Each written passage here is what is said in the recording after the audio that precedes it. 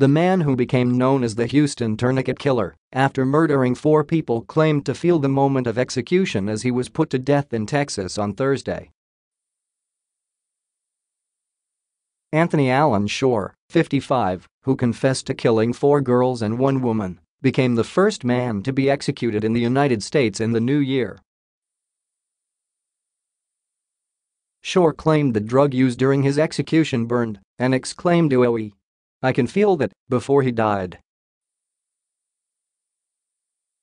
Shore, 55, was put to death Thursday for the 1992 killing of 21-year-old Maria del Carmen Estrada, whose body was dumped in the drive-thru of a Houston Dairy Queen.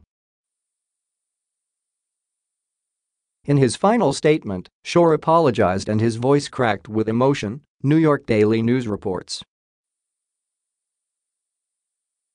In 2003, after being arrested for Del Carmen Estrada's murder, Shore also confessed to the killing of 3 others, a 9-year-old and 2 teenagers. Shore's other victims were Laurie Tremblay, 15, found beside a trash bin outside a Houston restaurant in 1986, Diana Rebollar, 9, abducted while walking to a neighborhood grocery store in 1994, and Dana Sanchez, 16, who disappeared in 1995 while hitchhiking to her boyfriend's home in Houston. Sanchez's body was found after a caller to a Houston TV station provided directions on where to find it.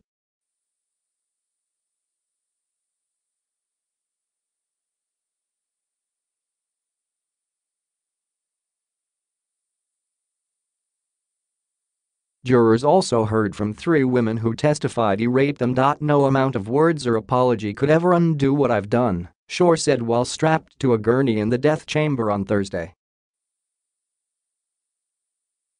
I wish I could undo the past, but it is what it is. As the lethal dose of pentobarbital began, Shore said the drug burned. Oooh-ee. I can feel that, he said before slipping into unconsciousness.He was pronounced dead 13 minutes later at 6:28 p.m. Central. Anthony Allen Shore's reign of terror is officially over, Andy Kahan, the City of Houston crime victims advocate, said, speaking for the families of Shore's victims. There's a reason we have the death penalty in the state of Texas and Anthony Shore is on the top of the list. This has been a long, arduous journey that has taken over 20 years for victims' families.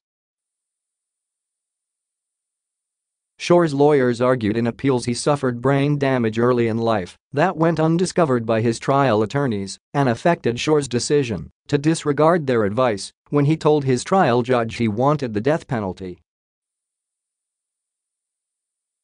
A federal appeals court last year turned down his appeal. The U.S. Supreme Court refused to review his case, and the 6-member Texas Board of Pardons and Paroles unanimously rejected a clemency petition. Shore's attorneys said his appeals were exhausted. They filed no last-minute attempts to try to halt his execution. In 1998, Shore received 8 years as probation and became a registered sex offender for sexually assaulting his 2 daughters, ABC News reported.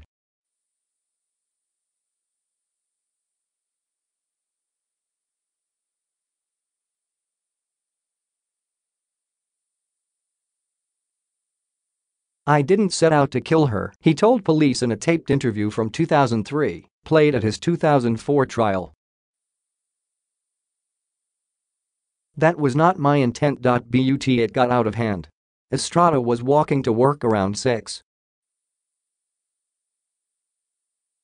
a.m. on April 16, 1992, when she accepted a ride from Shore.The former tow truck driver, phone company repairman and part-time musician blamed his actions on voices in my head that I was going to have her, regardless, to possess her in some way.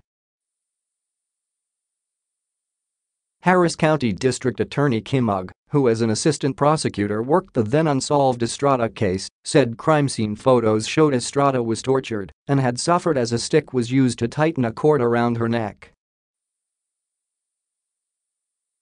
Shore was called the Tourniquet Killer because of his use of homemade tourniquets in his murders. "I know this case, I know his work, and the death penalty is appropriate," Oooh-ee said. "A jury in this case gave Shore death. I think he's reached the end of the road, and now it's up to government to complete the job."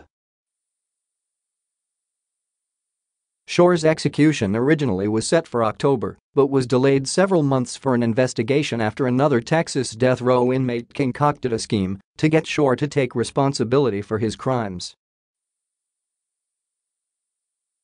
His final statement was as follows: "I like to take a moment to say I'm sorry. No amount of words could ever undo what I've done. To the family of my victims, I wish I could undo the past. It is what it is. God bless all of you.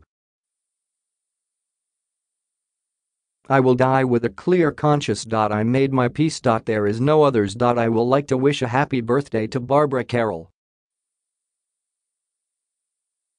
Today is her birthday. I would like to specifically thank those that have helped me. You know who you are.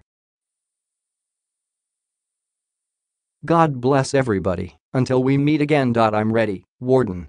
In 2017, 23 convicted killers were put to death in the U.S. 7 of those executions took place in Texas, which is more than in any other state.